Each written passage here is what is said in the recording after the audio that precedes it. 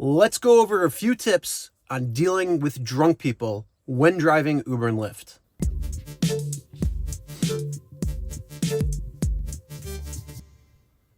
Hey everyone, my name is Chris and welcome to the Rideshare Guy.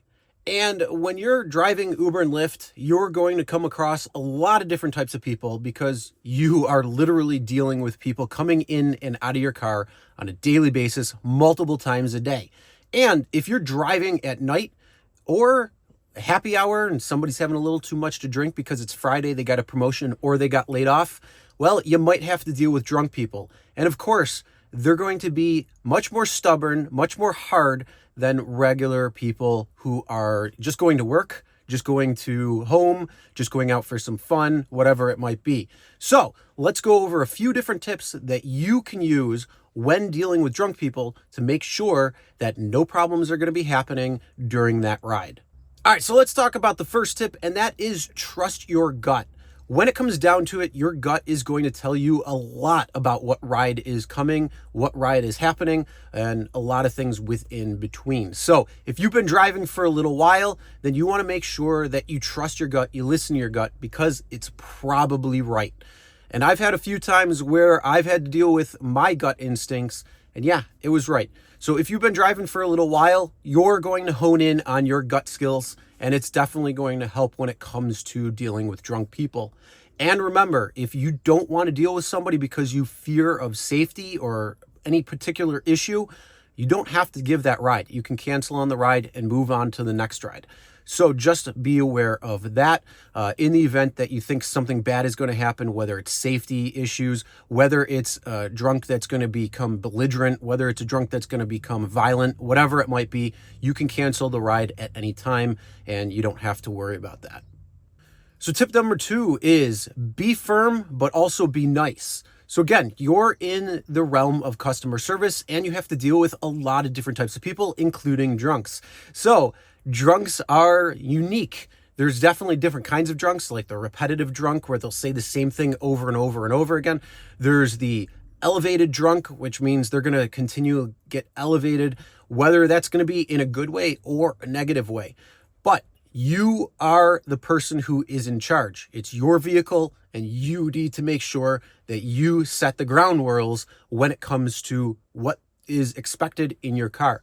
So be firm, but be nice about it. Number 3 is knowing the signs of trouble. So if you see somebody that's coming to your car and it looks like they're going to throw up, make sure you have some puke bags available. I'll leave a link in the description below for some puke bags. So in the event that you know somebody may need it, you can hand it to them right at the beginning of the ride and they can hold on to it.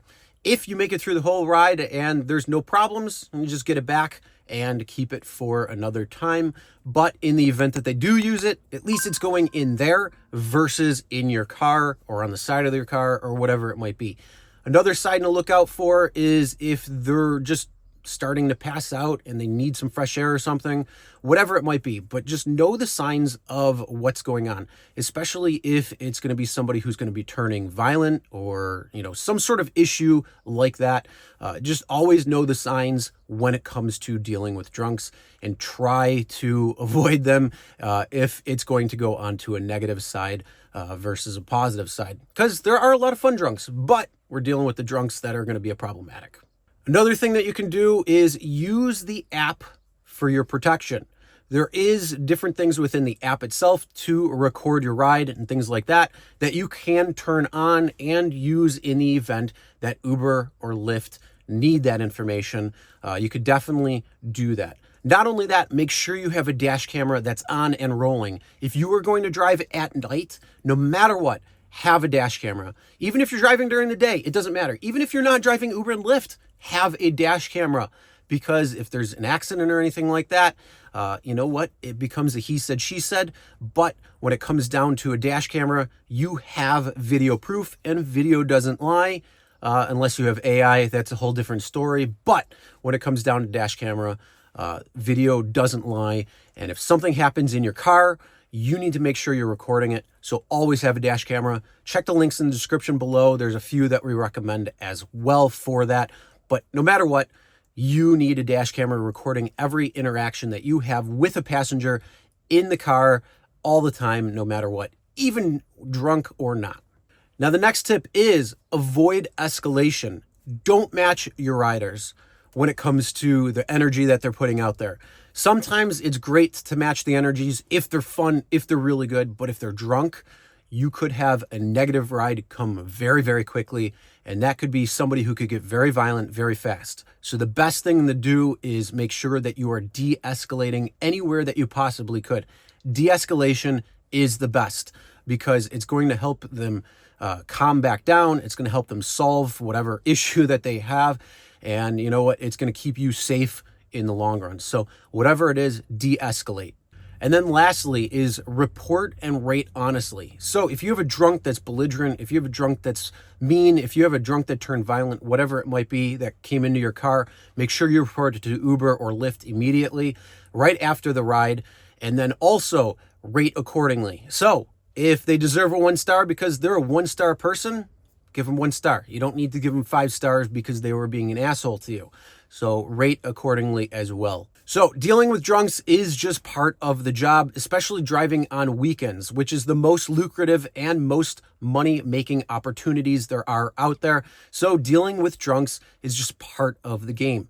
Now, you don't have to wait until the end of drunk hours if you don't want to take drunk people. You know, you could skip that time and then wait a couple hours and then take airport runs for people who are going from their houses to the airport. That way you avoid the late night.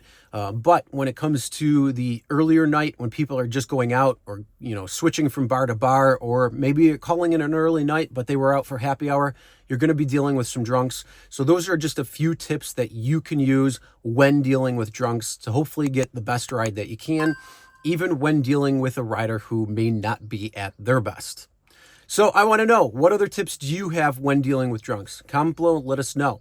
Now, dealing with drunks could lead to some reports as well. So if you wanted to make sure that you are eligible for Lyft Extra Comfort, make sure you check out this video because they are changing the rules and what's allowed and what's not in order for you to be able to continue driving Extra Comfort. All right, with that being said, drive safe, everybody.